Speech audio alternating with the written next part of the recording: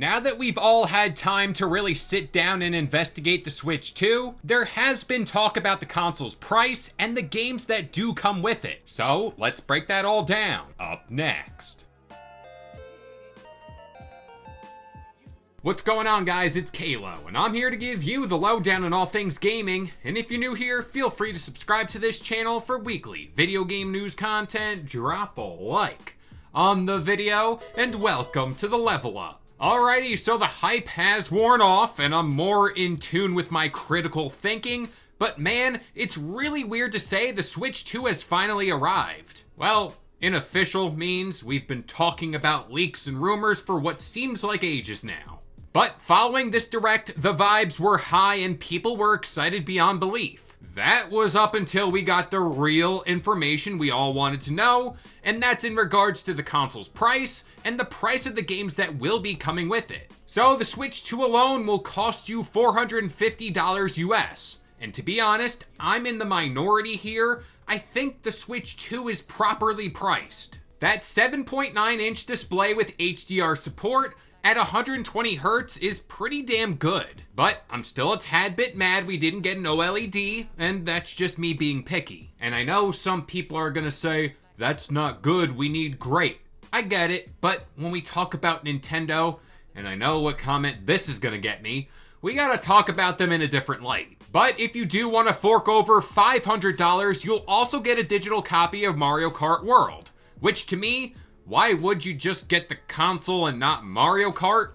What are you, some kind of monster? And to me personally, I think that's the deal people should be aiming for. Again, personally, that's what I want to get my hands on because I do think it's a great deal, but let me explain why. This is all in part because some of their games will indeed be $80, and somehow, some way, it gets worse than that. As of right now, here in America, that price stands for both physical and digital counterparts for the same game. Which, when you think about digital games, you kind of think they'd be cheaper, but apparently not. And someone correct me if I am indeed wrong here, but over in Europe, you'll have to pay $90 US for those same games. So, as you can see, the price is steep. Now, objectively speaking here, I think we can all agree Nintendo games don't typically warrant that high price tag. And quite honestly, we all thought GTA 6 was going to be the one that kind of pushed game prices forward in the worst way possible. People were saying that was going to be $100, but no, turns out it's going to be Mario Kart.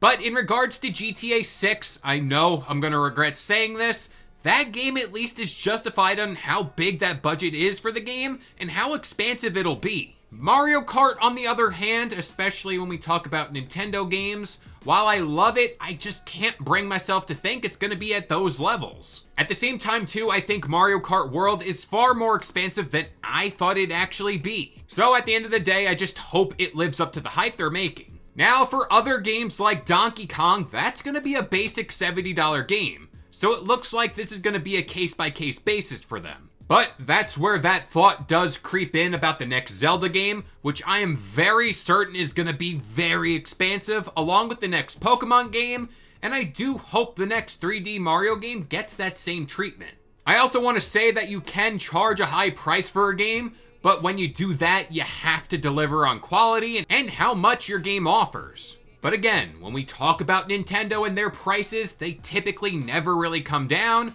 and their games, well, we all know how that goes. But with all that being said, I'm going to pass this one off to you guys. What do you think about the pricing for the Switch 2? What do you think about the pricing for the games? Let me know in the comments down below. But that about does it here. I've been Kalo. I gave you the lowdown on all things gaming. And if you're new here, feel free to subscribe to this channel for weekly video game news content. Drop a like on the video. And this has been the Level Up.